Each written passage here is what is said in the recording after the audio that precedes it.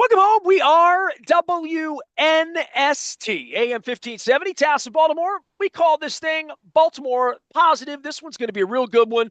It's been a while since I've had my guest on, but before I do that, I need to let you know we're doing the Maryland Crab Cake Tour beginning on Friday at Costas. I will have the last batch of the Magic 8 balls to give away. I think we're going to have some Back to the Future scratch-offs, if not some Monopoly scratch-offs when we fire things back up at the Beaumont next Wednesday.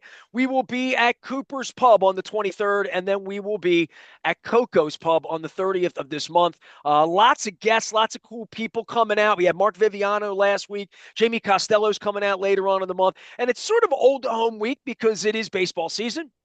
The Orioles have only really played a handful of meaningful seasons since the last time I departed with this gentleman. I think his brother left here 24 years ago. We welcome in one of our defending champions. He's now some sort of weird elected official up in Pennsylvania. I mean, it feels like you're 100 states away, but I feel like I can reach out and touch you. And, Luke shares the same driver's license as you do. Mark Mussina returns to us.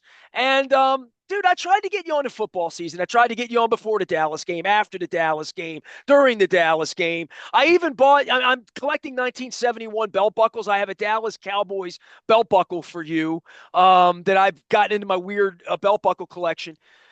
Are you running things? I mean, you're like busy, right? You're like a duly elected official of some kind. Yeah, I am busy. I'm busier than I should be. I just got less busy because I was coaching basketball too, and now I'm not the basketball coach anymore. So life has settled down a little bit. But yeah, busy is good though. You know that. Busy is good. Well, yeah. Update everyone on you and your brother. I mean, your brother shows up from time to time. He was here in Baltimore doing a Cal thing like 2 weeks ago. I got the pictures the day after, and I'm like, I haven't been in a room with your brother. Last time I talked to your brother was during the World Series, on the field sometime in the aughts. I don't even know when it was, or playoff game, sometime like that. I mean, it's been 20 years since I talked to your brother. Long But time. you and I, we catch up. But your brother does get into Baltimore. He is a Hall of Famer. Well, our old friend Louis Burney sent me a message, and he said, "Are you going to be there?" And I said, "For what?" And and those are the circles. I tell you, you've probably never heard this story, but we live right here where the Little League World Series is, and I was there one day as a working media credential. This is before my political career, and this other guy who's a media guy who with local television, and he's the camera interview guy and all that, great guy, and he says, "Hey," and this is the summer that Mike got into the Hall of Fame. So Mike got inducted in July. This is Little League World Series of August. And he says, "Hey, do you think I could get 5 minutes with your brother?" And I was like, "Yeah, probably." I said, "When do you want to do it?" And he goes, "Well, I'd like to do it right after he throws out the first pitch." And I just looked at him and said, "Is Mike here today? Is he throwing out the first pitch?" And he just turned and walked away. And I didn't even know he was there. So, like events come and go. We're old now.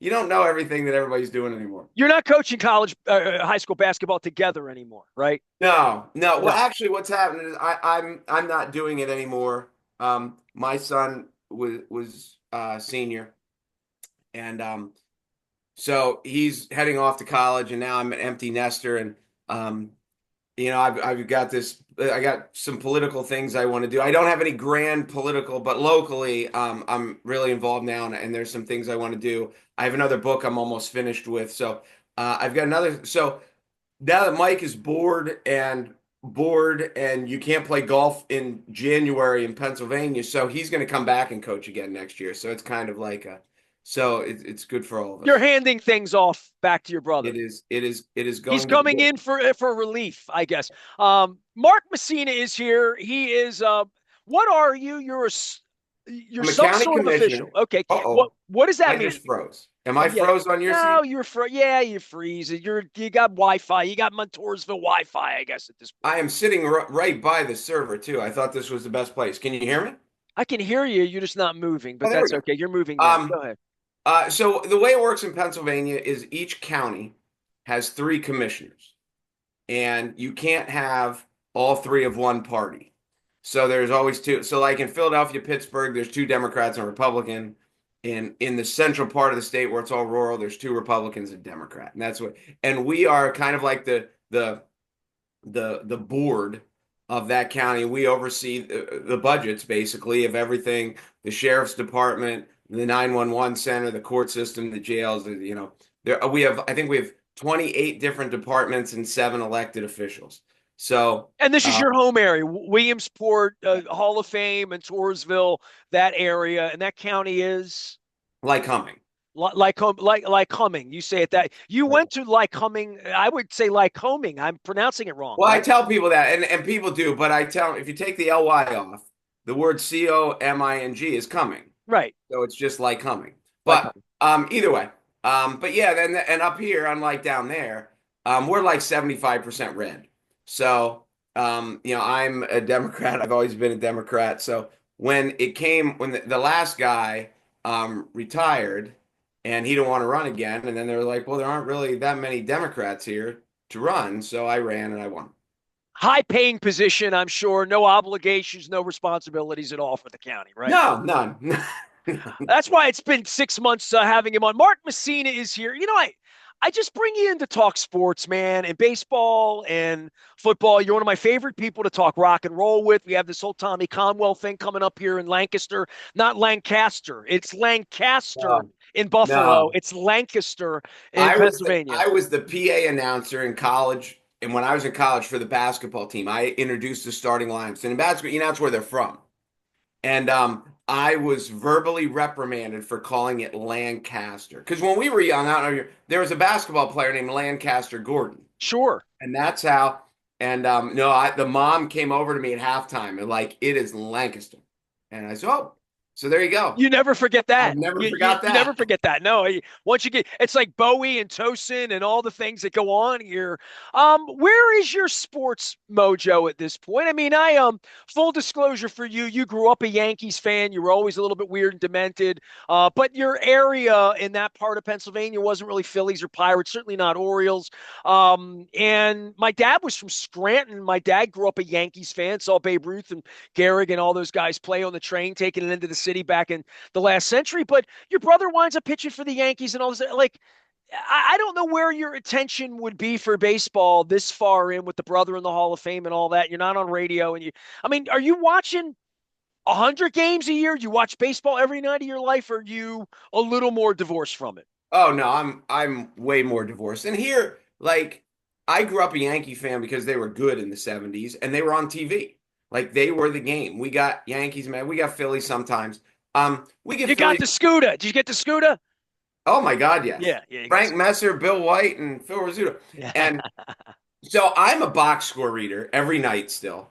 I love like the stories of I follow McCutcheon every night to see how he's doing. I love Jose Ramirez. He's one of my favorite. I like Lindor. And then I have these like I follow Christian Yelich because he was destined for everything, and then he kind of fell off the face of the earth. I still follow Verlander because he's 8 wins behind Mike on the all-time win list. So I am curious. I don't live and die with anyone. Obviously, I follow the Orioles and the Yankees the most. My son is an Orioles fan. We get to an Oriole game every year. So and I just ordered him an Oriole pullover, but he's not home right now, so I Is don't. that big? Is that mom and Oriole? What? Why would your kid be the Oriole out of? Because when we were young, or when he was young, and we wanted to start going to baseball games, we came to Baltimore as opposed to going to New York because it was easier. I was more familiar with it. And back then, the Orioles stunk, and you could get really easy. You could get cheap seats for nice, and it's just from where we are. It's an easy drive in, easy drive out, and then you walk around the Inner Harbor, and it was just a better trip.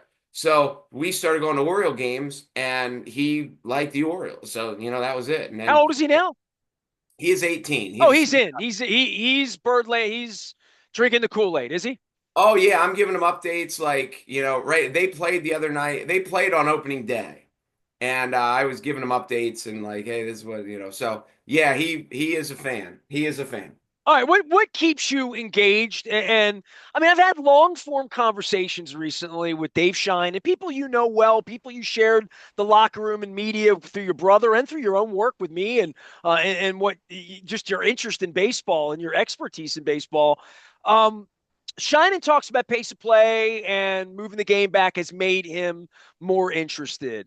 I'm more interested because the team's good, right? Like on a day by day basis of what dog food we've been fed here for much of my 34 years on radio, a handful of years where they've been relevant. I'm really interested in new ownership, $600 million and what it's supposed to do for the Inner Harbor. I saw what the Ravens did with theirs. They moved the press box out to the upper deck, and they put in a club level that they're not going to use that they used to welcome Katie Griggs 2 weeks ago. So, I don't have a press pass. I'm never getting a press pass back. That's over with. The notion that they're going to have real media and answer questions, and it was the way it was 30 years ago. Like, that's never going to happen again. I'm trying to figure out the level set of baseball and its money and the media and the part where your brother was on the front lines as a player rep early on with the late great Jim Poole and other players during the work stoppage. Your brother was a part of that, and I was a part of that as a media member trying to learn.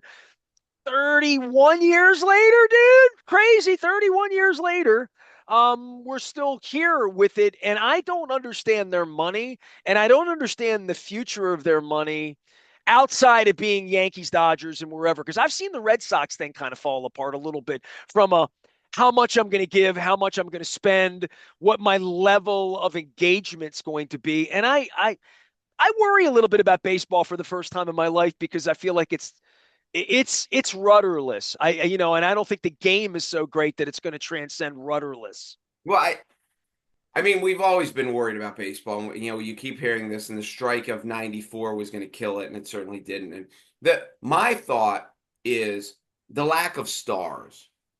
And when we were younger, not that we're old now, but when we were younger, and you picked up the newspaper, and this is the first thing I did for every day for 6 months. You picked up the newspaper and you looked at the pitching matchups because the star of the day was the starting pitcher. And now, because of the way the game has evolved, there are very, very few starting pitchers anymore, to the point of when we pull up the game, the docket of games on our phone, it doesn't even list the starting pitchers. And I know that's a lot of spatial because your phone is different than the newspaper was. But But it's one sort of all you cared about on any given night. I mean, as a kid putting the newspaper out, it was always starting pitchers and splits and matchups because that's the game. That in the strike yeah, zone, as who's your brother pitching? would say. Yeah. Yep, who's pitching tonight? And now it's not as much. And it is, I think that has changed because you're right, it is star driven. Everything is star driven. And you look at the Caitlin Clark numbers at women's college basketball, and they can talk about, oh, it's turning a corner and all this stuff. When you look at the numbers when Caitlin played last year and the numbers when Caitlin didn't play this year, and they were night and day. And I think it was 14 million to 4 million. So Well, it it's is golf with Tiger, golf without Tiger. absolutely. It's Van Halen with David Lee Roth or with Gary Sharon. You know what I mean? I Like was going to say, I knew you weren't going to Sammy because you and I are on the Van Hagar is a very good band. We believe that wholeheartedly. I Sammy's thought gonna shake his ass the next couple weeks in Vegas, and I may go shake it with him. So we're it we're is. working on that. We have always been kindred spirits on the greatness of Van Hagar. Now I love Van Halen too. I do. Don't get me wrong. That's a different conversation. Let's do that at the end of this one because we'll do All some right. Tommy Con. We'll do. I just want to keep you on baseball here because I get knowledge out of you. I don't. You don't do a lot of media. You're an elected official and all that. Brother's a Hall of Famer. My cousin's a Hall of Famer. So it's an Aparicio Mussina thing. But we've been doing this for 30 years and we don't get together much. And once a year, I want to learn something from you about what you're seeing or not seeing in the game.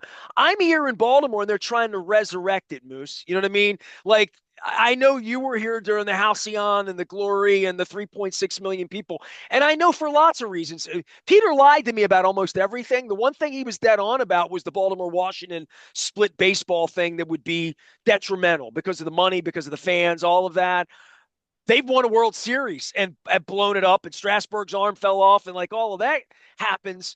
But for the Orioles and for this market and how it succeeds again here, really succeeds again here in that way that Luke dreams of St. Louis, or I see what the Tampa Lightning are in Tampa Bay and the Tampa Rays are not, where things succeed as opposed to fail. You saw the Ravens come in here and wildly succeed, where I don't know that you would have bet on that when they came in here wearing the Barney uniforms in 96 and we're going to go 4-12 every year, where it couldn't have gone off the rails and been Jacksonville, right? So for the Orioles, it feels like there's a rebirth here, but it feels to me like there's a lot of issues with the game, the money, the fact that the Orioles fan base is going to have to sing for its supper.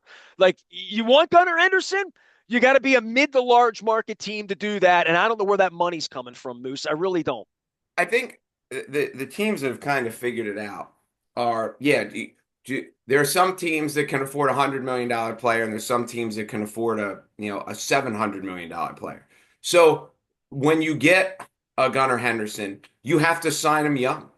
You have to sign him to an 8-year contract for $120 million, and it's hard for those people, for anyone, to turn down $120 million guaranteed, even though you say, well, if I played it out and I don't get hurt and things go right, and well, yeah, but that's what you've got to do. And Cleveland's done a little bit, Seattle's done a little bit, Atlanta's done a little bit, and Well, and Scott Boras has to do a little bit too. And the kid has to want to be there, right? I mean, I don't know why correct. Bobby Witt really wanted to be in Kansas City, but his dad played the game. And I don't know what advice you give to your kid or your brother would give to a kid, you know? Yeah, and it's, I mean, there's a level of fear of injury. There's a level of fear. We've seen players that kind of got hot and then dropped off, and but that's your your shot, because the Yankees at the back, and the Yankees and the Dodgers and the Red Sox, and at the back end will be able to buy players. Once they go to free agency, there's only so many teams out there, and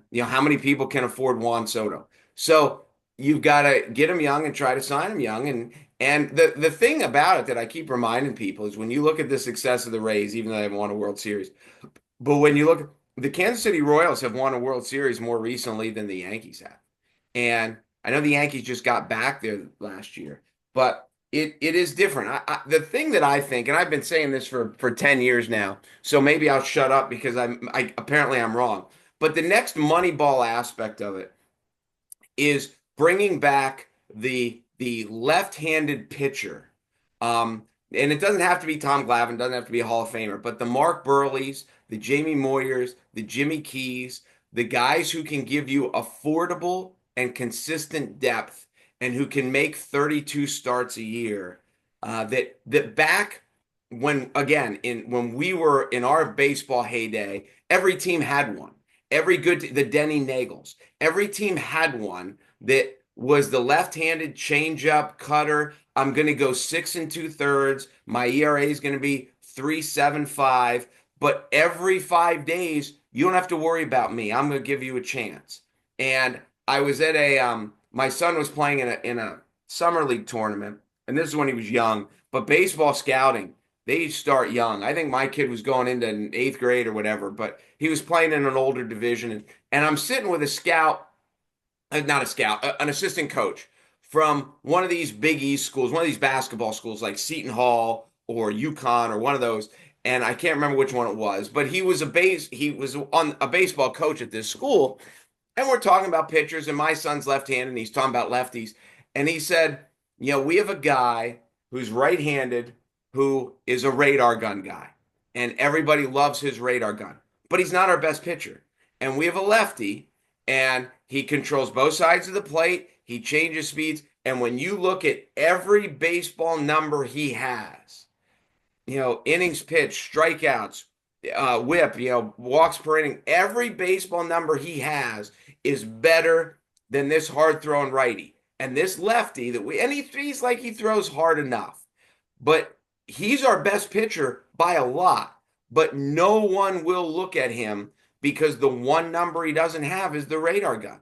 And the guy's like, I don't get it, because I see him pitch every day, and his job is not to light up the radar gun. His job is to get hitters out, and he gets them out way better than this other guy.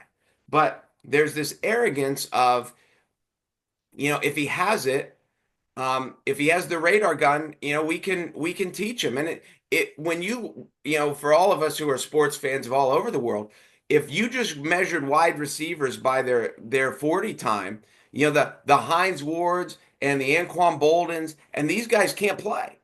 But as we watched them play, and they're Hall of Famers, even though they're not in the Hall, they're elite players because they get it. Steve Largent, and I know now that's old. Steve Largent wasn't a stopwatch guy, but Steve Largent was a great player. And would Greg Max have even got a look nowadays? And would Mike Mussina have even got a look because they don't? And it's I don't know how that's for the better. And I think sooner or later there comes along a guy who the next Moneyball guy might not be in Oakland, might be in Pittsburgh, it might be in any mid market in Minnesota, any mid market, and he's like, listen, we will gobble up these pitchers that nobody else likes because they don't throw hard enough, but we think that we can compete with them economically, and I think that's the next evolution. Well, I think the game's changed so much the Scott McGregor's wouldn't make it, right? I mean, especially left-handed soft toss, finesse left-handers, and the notion that everything's max effort, and the notion that getting Tommy John surgery when you're 17 is not a thing. And you mentioned the star power of the game. That really is the issue, is that your brother took the ball, Randy Johnson, all those guys took the ball for 10, 15, 20 years at a clip. I mean, we got Palmer and Ben McDonald calling the games, and that's kind of the opposite, because Ben didn't turn out to be a Hall of Fame player, but also had arm problems and, like all of those things that modern science is supposed to fix to some degree, that Leo Mazzoni having those guys throw every day and swearing by it and keeping an arsenal of Hall of Famers healthy for a generation, that somehow that goes out the window with modern science. I just don't know who a young Mike Mussina would be listening to. Who dad, the ball coach, the doctors, the scout that wants you, the coach that wants you. Who do you listen to? And Corbin Burns is a great example of this dude, right? Like, he pitches every fifth day, and that's what he does. And you can't talk to him and give me my 230. And I throw when I throw, and I throw the same way, and I eat the same way. He's one of those cats. I don't know. There ain't no such thing in baseball as that, because guys don't go every fifth day. They don't take the ball 7, 8 innings. They're not thinking the way your brother thought. And look, man, you and me, your brother, were all gray. I mean, it's really two generations ago, a baseball player that has been long since gone. But the game's a little broken when these guys' arms are all falling off. I mean, the Orioles right now, as we sit here, we're talking about Eflin, we're talking about Suarez on 60, we're talking about Kittredge out, we're talking about Rodriguez maybe never making it, we're talking about Bradish maybe never coming back again. John Means, Tyler Wells. Those are just the Orioles I can name off the top of my head, not to mention Rogers and a couple other guys, McDermott, that they got, who can't pitch right now because they're injured. So that's the Orioles arsenal right now, and we're a week into the season, Moose. Well, and yes, and when my brother growing up, he was the best player in our little town, and he threw smoke in Little League and all the way. But when you get up and then he gets, to college and he gets to the big leagues, and now he just throws like hard, and he throws hard enough. But at the end, he's throwing 89, 90 on a good day. He kind of lived at 88, 89. And when you watch these guys evolve for us longtime baseball fans, and at the end I saw a lot of CC Sabathia because we got the Yankee games here. And Sabathia, who's this big, dominant, 6'7", 260, whatever. And as a kid, he just threw it by you. And at the end of his career, Sabathia became really, really good at pitching to contact. And you're right, you can't. Mike has a line. He helps with the high school team, and Mike has a line. He's like, we get these kids who are trying to strike the kid out with the first pitch, and you can't. If I think there's those guys of the Maddox, the Glavins, that they don't try to strike the guy out until they have two strikes, and up until then they're just worried about him keeping the ball off the barrel. Let's put it in play. If they put it in play, they'll put it in play softly, and if they put it in play softly, I'm going to win more often than not. And you're right, max effort. You can't. I mean, even Could your brother have ever thrown the ball 100 miles an hour one time? no, no.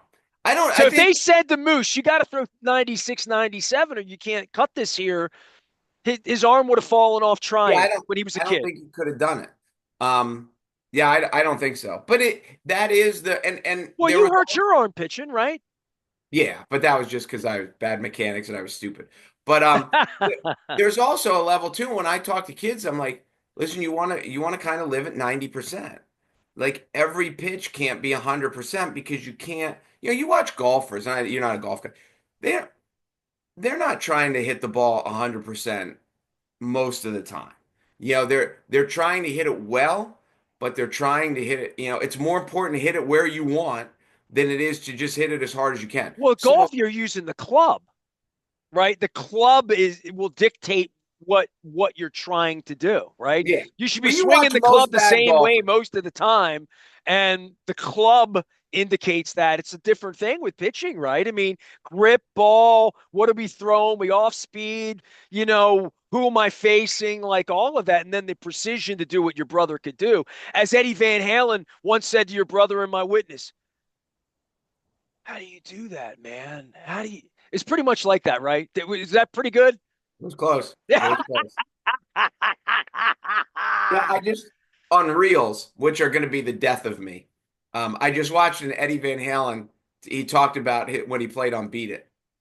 I just Oh man, I could go all night with that ish. When I'm done, I thought I was going to read like Shakespeare or Hemingway. I'm just going to watch old rock and roll interviews. I mean, I got a whole career of Gina Shock I got to catch up on, let alone Tommy Conwell and Bon Jovi and everything else I'm there. I, I I just did see saw the who was Zeppelin the doc was pretty good a couple months ago. So wait, who say that again? I'm the sorry. Zeppelin doc was very, very good. Oh, I The one just that was saw. at a movie. Did you post the picture of Gina with Slash? I did. I did. Okay. And Gina lost one of her best friends in life and Clem Burke from Blondie within hours of me texting her. Clem Burke's the only one that ever sat in with the Go-Go's when Gina was physically unable because Gina's had heart surgery, like all sorts of Gina's a survivor. And but Clem Burke from Blondie was real special to the band. So it's been a weird week, man, in rock and roll. But I'm gonna go back to pitching again and max effort and guys' arms falling off because you talk about things that are really losing the game in that way.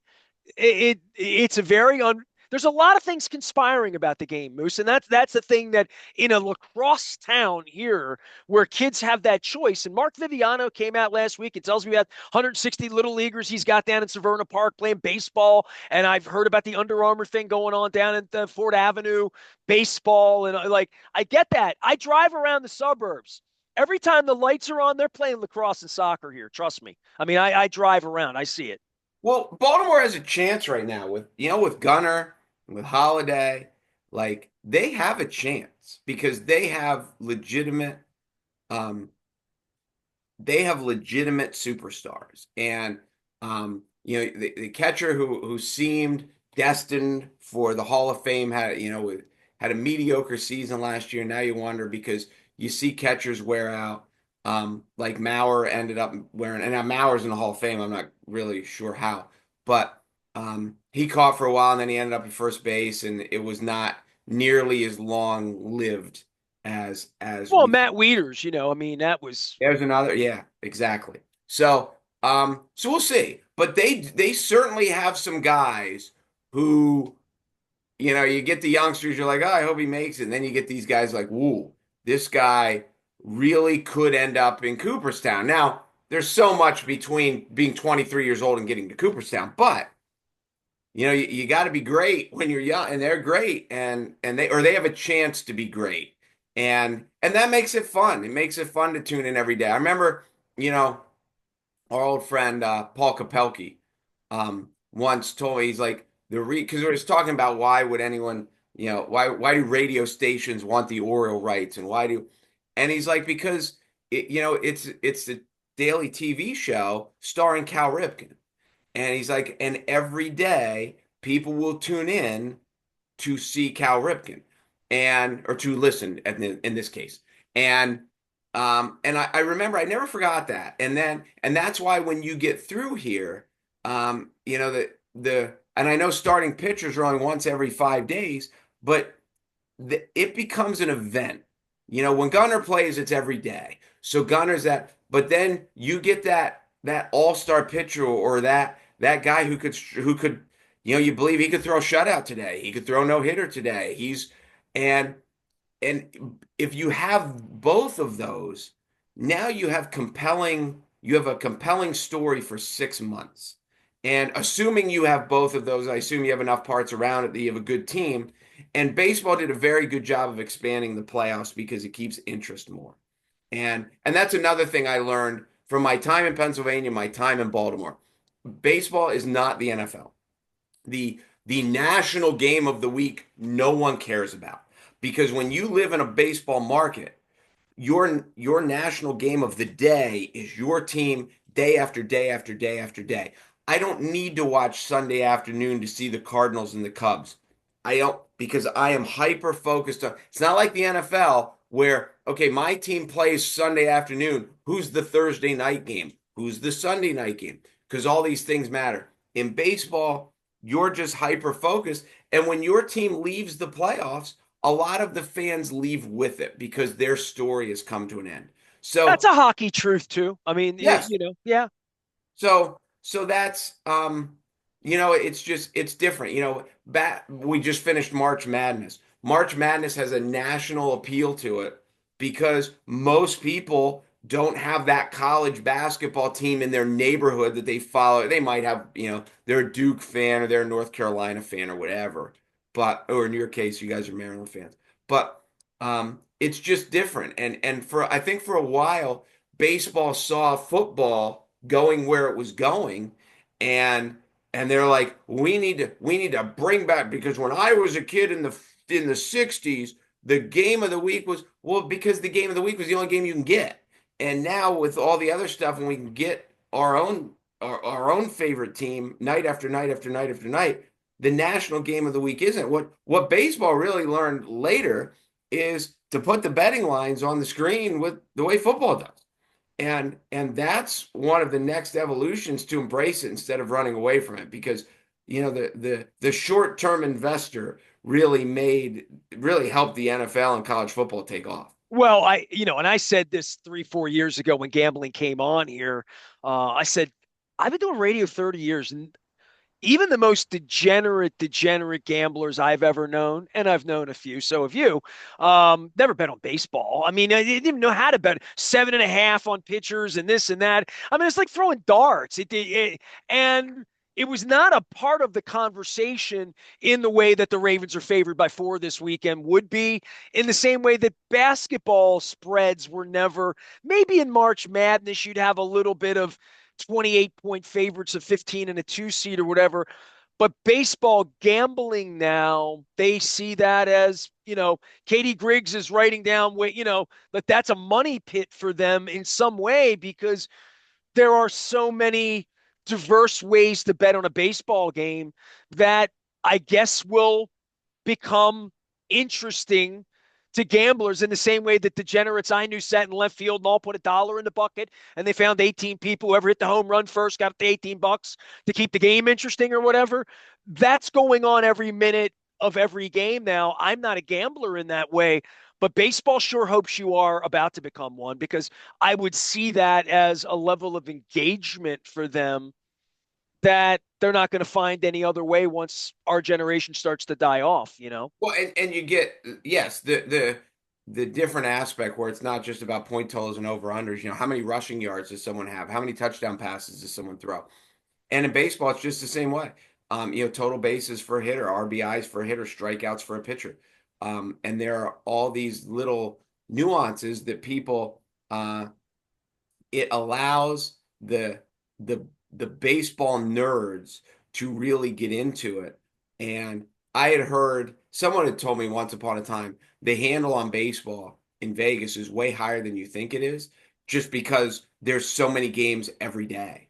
And if you're there, right? If you're in the moment, now you don't have to be in Vegas. You're there every minute with your phone, Right. which is, I do commercials about, you know, watching that and being careful of that. 3 years ago, I would have said nobody's ever going to bet on baseball. I don't believe that anymore. You know what I mean? And from a revenue standpoint, that's a place that they're going to see revenue when they're shutting down the upper deck and making the stadium smaller. And they have in lots of these markets now where come to all the games and just walk around and be a part of it and take advantage of the $5 Birdland menu. That's great. That's awesome. I don't know how that that finances Gunnar Henderson. And that's my concern for it as to where the real revenue's coming from to pay for all of it. That's all. And I'll continue to ask that question in a market like this until um, I see the kind of money following baseball that's going to need to follow it in order to compete. Well, but don't you think, and I get your point if you look at it on a basic level, but I think in society, I think I've seen it post-COVID. Now this goes political. That the difference between the haves and the have-nots just keeps getting wider in our society. And you take the owner of the Mets, who has so much money that he just doesn't care. And you don't need it's not as much about fan bases. It's not as much about how much can you charge per ticket and what the bottom line is. It's do you have 30 owners that are so rich that they'll lose $50 million and don't care.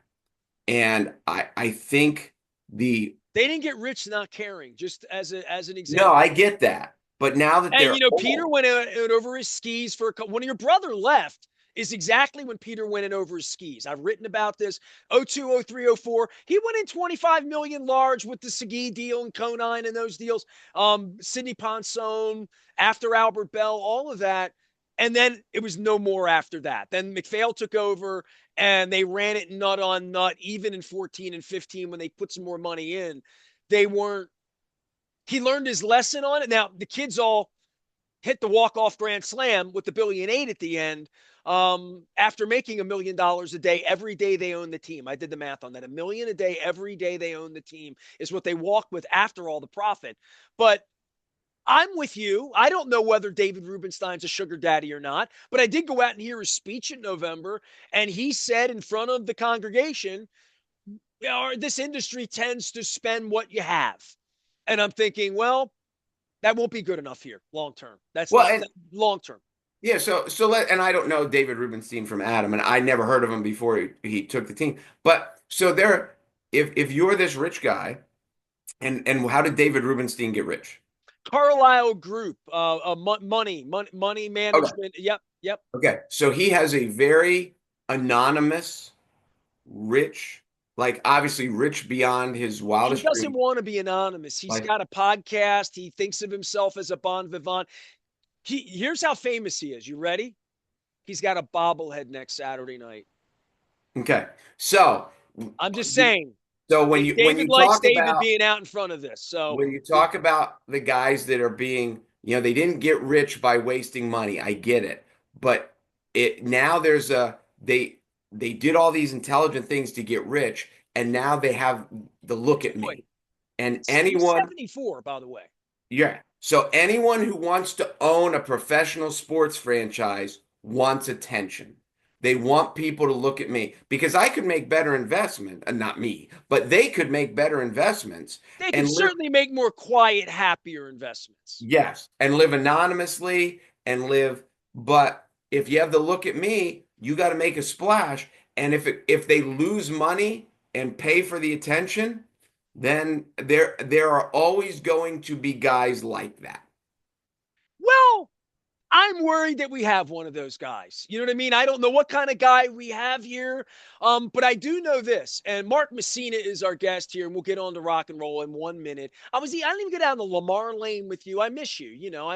I like you more than your brother does, and he knows that, and you know that. So Sometimes that's not hard. yeah, yeah. Well, there you go. You returned my text, so there we go. I'm more in touch with you than he is apparently. Being across town, I would just say this on the money side for Mr. Rubenstein and what this is going to be. Evaluating Peter, seeing the differences between Modell and Bisciotti, and then Bisciotti after Ray Rice, after the tragedy, after things go wrong and all of that. And it has been interesting to watch this guy operate and to wonder because you're a baseball guy. I can line up. I can tell you how many people. I've had Barry Bloom this week, Eric Fisher last week. Just go through the list. Doug DeCinces. I've had Dave Sheinin. Luke says it again and again and again, and I'm the guy without the press pass that they think's too hard on them and intimidates them. Everyone this offseason is underwhelmed by their pitching of the offseason. This isn't just the morning after Zach Eflin might be hurt or all the other arms we've gone through here. But like he's owned the team. It's a splash thing. He's got a bobblehead. He's in on it. He wants to win. He's on the commercials. And I haven't met anybody that thought they had a good off season with their money. I'm just saying. No, I get it. And in every aspect, um, like whether it's with coaches, whether it's with new coaches, there's always the honeymoon. And you knew the next owner coming in after the Angelos, there was going to be ticker tape parades and fanfare, and this guy's going to be great, and this guy. And when you are constantly told, "Hey, you would be great, you would be great, you would do this, you would," everyone's going, and people are usually, and then criticism starts. And, it starts everywhere. It starts with new coaches. It starts with quarterbacks. I read after the Super Bowl that Andy Reid should be fired. And you're like, really? And when it's different because again, so many of these people have had nothing but success in their life. And when you are the CEO of the company, and when you're rich enough that you can own and you can buy and you can hire and you can fire, you don't have a lot of criticism. And your failures are very quiet because you Yes. like it that way, and you demand it that way. You Yes. demand that all criticism halts. And that's who this guy is. This guy's Well, not up to sitting and talking to me. You know what I mean? Like, and it's not even about criticism. It's just about being real. He's not going to sit and talk to anybody where the questions aren't handed to them ahead of time. That's very obvious to me. And it's obvious on the state, like this guy's polished and rehearsed to a point. But to your point, what happens when the dam breaks, right? And the other aspect too is, there's the fair criticisms that they take, and you're right, they can insulate it, they can determine who they talk to, but being anyone that's a public figure that, and now with the keyboard warriors, that you're taking criticism from people who don't have any idea what they're talking about, who don't know facts, who have facts wrong, and you know how frustrating that is when you're like, no, that's not the No, I point. see who runs the country every day. So I see what bad facts, bad information, dumb science, ignorant folks who, ignorant at the core, not ignorant like in Dundalk, where you're just ignorant of facts, of things that sit in front of them. I've lived that with the Oriole fan base. I mean, literally, the vileness toward me as an Oriole fan has been holding a bright light up or a mirror for that organization for 30 years that I'll continue to hold up. But they can come back and say, we spent $170 million on baseball players this year, right? Like there is that, and I'll hear all of that, but I don't think they're any closer to winning. And I think that's the concern here. To your point, they need to win. They need to, and even when you're winning Kansas City, you need to keep winning, or they go away because that's the modern world we live in. And I don't, I don't know what the plan is here. The guy's owned it for a year. He's got other people. Nobody's coming out with any grand plan. And you know what Luke says? Well, none of the other teams do that. So then your upper deck's empty on game 2, and it'll be up, give away bobbleheads. They don't have a strategy. And that's the part that really concerns me because I see other people asking questions. I'm trying to glean the information to say, oh, you spent $2 billion on this. You have a real plan to resurrect the city, and with the train station underneath and all the same problems that John Angelos had about developing the land. What's the plan, dude? You know what I mean? And that's from a civic standpoint. That's not just on the field. That's when you spend $2 billion and you're 74 years old. I would think you want to get things done, right? I would think.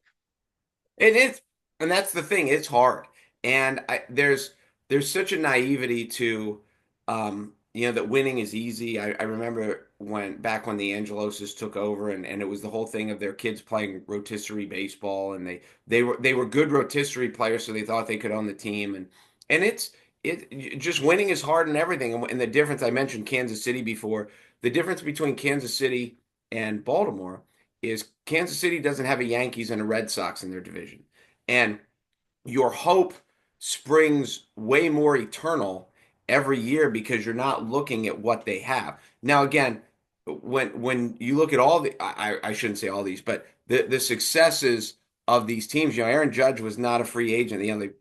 They drafted him, and when you can, it's still in any sport when you can draft your own players and produce your own players. You talked about the Ravens earlier. What changed the Ravens franchise was the draft of John Ogden and Ray Lewis.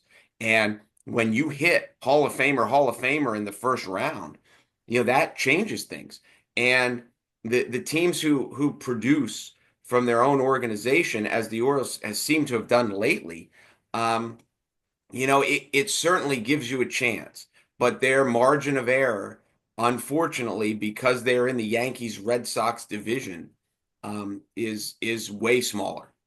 Mark Mussina is here. I was going to get on to Lamar with you a little bit because I was just going to say, in the NFL, the Ravens never had to risk that Lamar would just go take the big check like the golfers did with Liv. You know what I mean? Like just go and run off to the gypsies. The NFL has contained that. The NHL has contained that. That's why Ovechkin stayed with the Capitals, right? Like, leagues have managed to try to get a grip. The NBA's out of control, but it's player owned and driven and run at this point. The exact opposite of the way baseball used to be. But all right, let's get to rock and roll, dude. Tommy Conwell, I want to give you the floor on this because you and I have been in the same room together once in the last decade.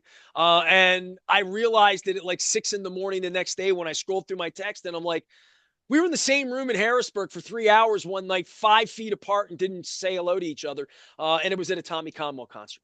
So the funny story is, and that I texted you while I was there. I know. And yes. Why I didn't text you before, I don't know, but this is what happened. It is one of the bands that I have. I love Tommy Conwell. If I remember once she said if I could burn a hole through this disc, I probably would have. And if Rumble, I have two copies of it just in case. And and I had come to grips with the fact that I was never going to see him live. I saw him in Fells Point in the 8x10 with the Little Kings back in the day. You were there. You don't Yeah. remember this, but I I remember it well. He had a three-piece. Daryl was his sax player. He just passed away in recent years. Yeah. So I've come to grips with the fact that I'm never going to see Tommy Conwell live, and on my crap that because your phone keeps sending you stuff you care about, and he was playing in Harrisburg, and I bought two tickets right then. I didn't know who the other person was going to go. I was going to eat the other one if I didn't, but I was going to drag someone with me. And an old friend of mine just happened to be in town who's a rock and roll guy. I said, "What are you doing Saturday night? We're going. I have your ticket. You don't even have to pay me back." So we go. So I'm like, I had a blast, and he was great, and he was so fun, and I love the old bands who get it, who are just happy to be there. I have trouble sometimes with the old bands who grit and they're just like they're pretending that this and I'm like, dude, you're playing in front of hundreds. You're not playing in Madison Square Garden. Like, enjoy the moment. We're happy you're here. You should be happy you're here. Don't give me this like game face. So anyway, and Tommy was a blast. So then fast forward 6 months, a buddy of mine from college, one of my longtime friends, he says, "Hey, I got tickets to see Motley Crue at the Hard Rock AC. in Atlantic I City, remember and this. you're coming, and you don't have to pay for anything. You have to chip in for the room, but I have the tickets." Okay. So I'm there. So of course I'm going back and forth. Who's opening? I don't know. Okay. So then find out who's opening. And he texts me back and he says, it's some band called Tommy Conwell. So I was like, you got it. So in 6 months, I see them both and I'm sitting there and my buddy has done very well for himself. And we're in the VIP section. So we are right at the stage. And I am pumped to see, like, we're getting there You on don't time. really want to be that close to Vince Neil at this point, do you? Well, he said in his Okay. quote to me, he said, we are so close, we're going to be able to see Vince lip sync." That was his line. Okay, fair enough. Yeah. So we're there, and I'm like, dude, I need to be there for the opening band. We're not showing up late because I love. And I am there, and I'm singing along with every song. And there are these Motley Crue couple next to me, and the blonde chick reaches over and taps me on the shoulder. She goes, "You clearly know who these guys. Who are they? They're really good." And I'm on my phone. I'm pulling up. I'm showing her and her boyfriend or her, whoever they are. I'm like, this is the album you need to get. So I was jacked. If The album again, you really need to get's Walking on Water, which is the EP that came before that on the Cornerstone. Do you know about this, Walking on Water? I know Walking on Water was the EP. I don't own it.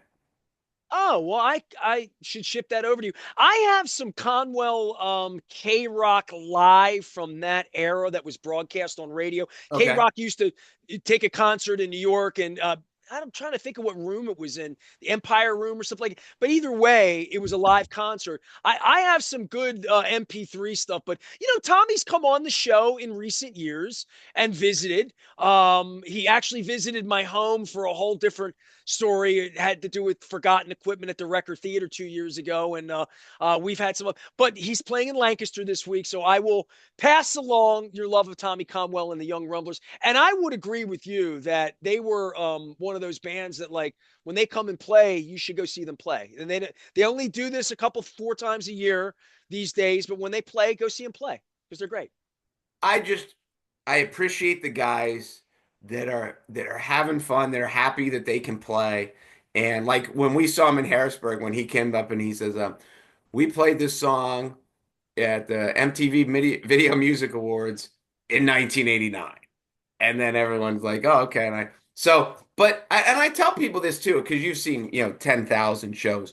But, when I go see Brett Michaels in the summer, or when I go, I'm trying to think of, I see Tom Kiefer whenever I get a chance because I love Tom Kiefer and Cinderella, and and people are like, oh, why you go see these old 80s bands? I said, because if they're still together, they're sober now, and they sound usually really good, and you're in a small place. It not all, there's the Vince Neils, they don't always sound good. But a lot of these bands that are still out there, if you've seen Winger lately, have you seen Winger lately? I saw him at M3 2 years ago. I saw them in Jim Thorpe, PA, and they ripped it. Like, so Well, it Tesla's still great. I saw the Black Crows last year.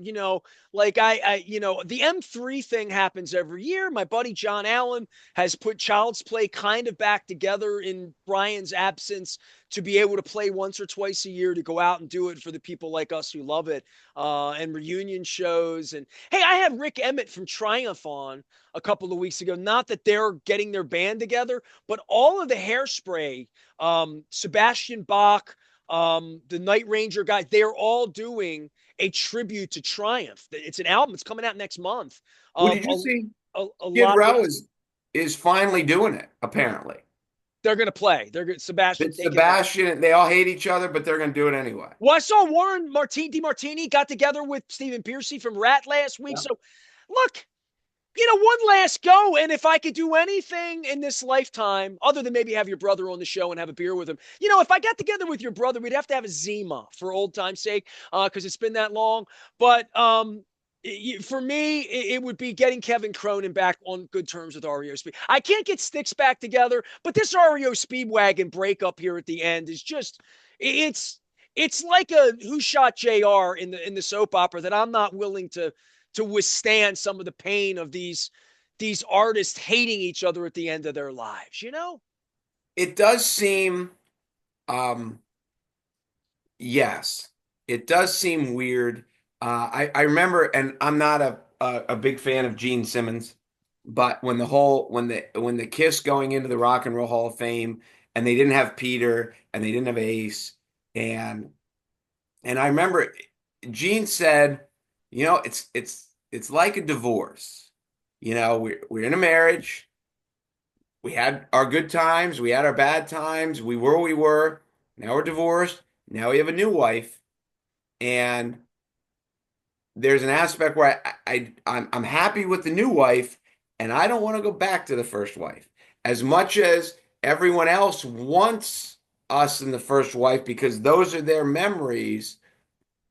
Me and the first wife don't get along very well, and I when you take um the personalities, I can understand why we're financially, if you don't need to.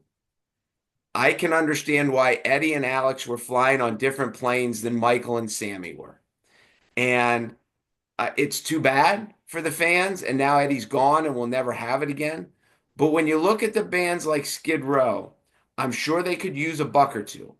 And it's shocking to me. And again, like with Rat, it was shocking to me that they just couldn't like just go play. Now, like Hall and Oates, Oh my God. Right?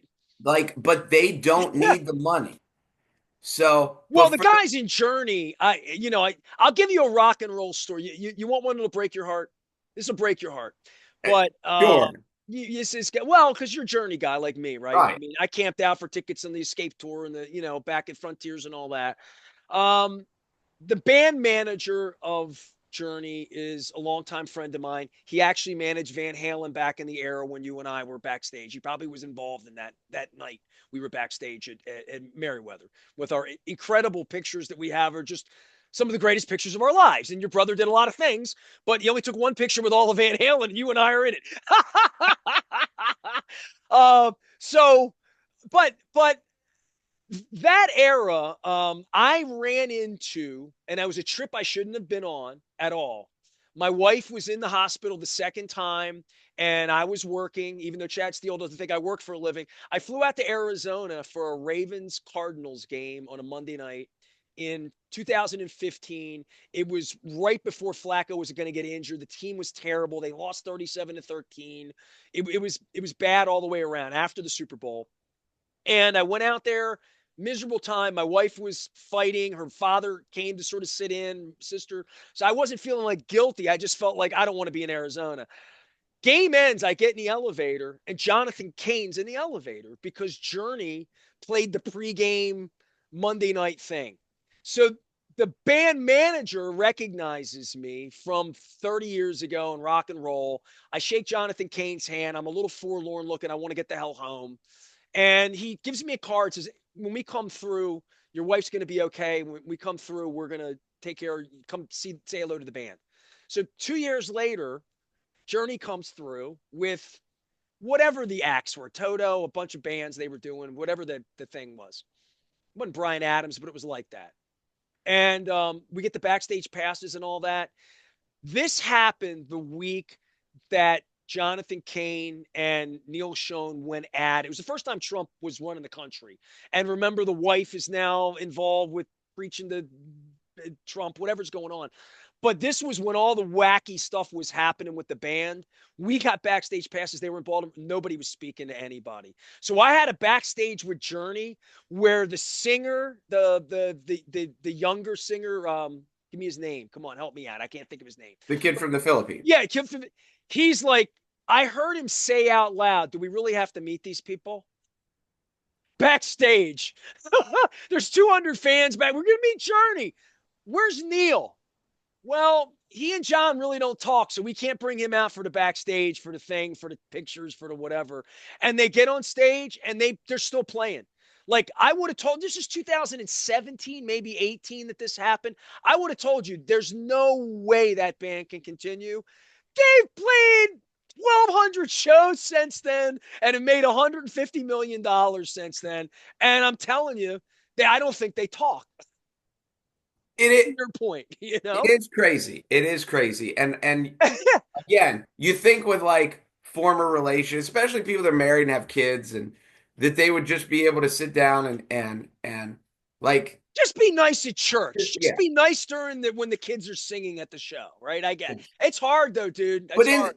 dude, societally, like you look at politics and it's just, hey, can't we just be nice to the people? And no, can't we just focus on the things we agree on? I mean, that's what I do with my colleagues, because again, I'm the only Democrat and there's two Republicans. Like, let's just focus on what we need to work on. Like, what's our budget? Someone retired. Do we need to replace that person? Like, let's focus on the stuff that we can, and we get along great. But if you so quickly go to the differences, and when you think back of the like, oh, this is a person I don't like, and this is why I don't like them, as opposed to, hey, why did we used to like each other? Why did we get along? Why? So, but again, when you get to a point in life where you can afford to not pretend, and I wonder how much of that is too. You know, how many marriages pretend to be happy because they're financially dependent, or how many marriages if each person was independently wealthy, would they just go their separate ways and say, I don't like this? And how many rock bands, when they get to the point where they're independently wealthy, they're just like, listen, I'm not pretending anymore. But Sting did not want to be in a band with Stuart Copeland. He just did not. Yeah. but the one that hurts everyone in America, well, Simon and Garfunkel and Hall and Oates are the two that you're just like, please just like each other. And apparently they don't. Well, I like you, and you like me sometimes, once a year, over rock and roll. Mark Mussina has been my guest the last hour. He is tell me what I don't want to get your I'm a county commissioner. count. I was going to say court commissioner, but it's not in courts. I County told people if commissioner. I won, I was going to legally change my name to Gordon so I could be Commissioner Gordon, but I never went around and did. No, I'll get you on the bat phone and get you out of here and let you go run the Lycoming county government. I hope your brother's well. Give him my love. I hope your kids, family, all the. I hope we get a baseball game in one day, or it may be a concert one day. You and me, Well, Hershey. we might get Saturday night. Um, we will get to Dude, Baltimore. rent a car and get your ass to Lancaster on Saturday night, and I'll buy you proper. I only eat two things. I remember pizza and cheeseburgers, French What fries. else do you Throw need, those dude? in. That's three What things. what was the last one? French fries, What else do you need? pizza, cheeseburgers, French fries. As your one-time roommate for I don't know, year and a half, however long it was. That's all I remember you eating. Mainly pizza. What Mainly. else? What else do you need? With nothing on it, right? You just like pepperoni, and was it, right? You don't need I like plain pizza. I mean, I'll get it. The people who load the pizza with toppings, I don't get that. See, I invited you out. This is I don't even know you, Mark Mussina. I invited you out on Saturday night for pizza, and you're going to get nothing on it. I'm not taking you out for pizza. I've changed my mind. We're going to do something else with you on Saturday night. Mark Mussina has been my friend and enduring me for about 32, 33 years. I guess it goes back to 92, 93, somewhere in there. We're not young. We are not young, but we're still beautiful. And I miss you. I love having you on. Make some more time for me in football season. I'll come back and beat up on the Cowboys for you, all right? This is our year, buddy. Can't be, you know whose year it is? This is what I've done since the Ravens have thrown me out. I've readopted my past. I've gone back to a team. It's almost like being a fan of like the Washington Generals or, the Hartford Whalers. The Oilers can never win and they can never lose. So therefore, I'm happy every day of the year.